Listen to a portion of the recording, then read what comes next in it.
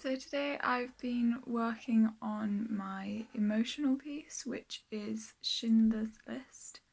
I have actually moved on from part 1 and part 2 of the sections that I put this piece on. So I've done section 1, done section 2. I'm now looking at the part from tempo 1, which I'm going to class as section 3 for me. And this is a much higher position, which is more challenging in terms of fingering and general, you have to think a lot more about where you're putting your bow to get the right sound, because as it's higher up on the violin, sound becomes a lot more delicate up there, and where you place your bow and where you play on the bow becomes a lot more important to get the right sound. Otherwise you can sound completely squeaky and horrible. I've also had to think about dynamics here. It's saying on the page that it's forte, and that's what I want to keep it as, but obviously I want to vary the dynamic a bit more.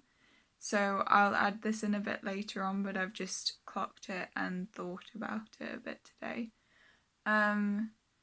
Today's mostly been about me getting fingering and where I'm going next right. Because there are lots of little details within this same area on the violin that if you don't have in your head and you don't know directly, then it's going to be hard to work out when you're playing it. So I already have fingering written in my part by my teacher that I've worked on with her. But today is just about really solidifying what we've discussed. So this is where I've got up to so far. There are still bits that I really want to tweak, such as the part from bar 35 to 36 where there's really small detail shifts, and possibly the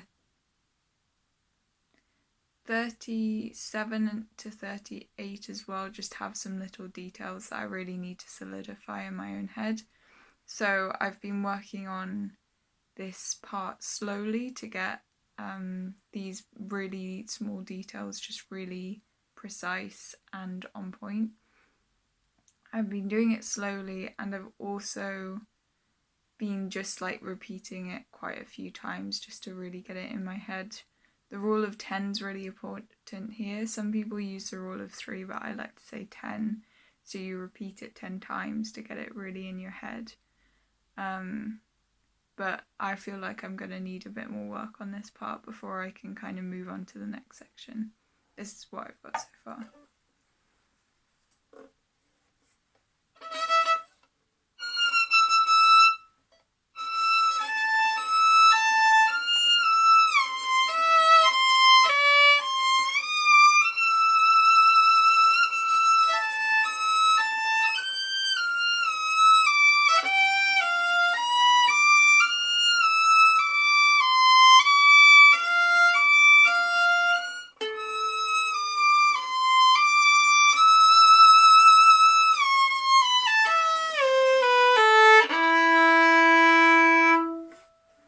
So as you heard, there was a bit of a slip up there, which can happen, and I just have to clock and work on for next time.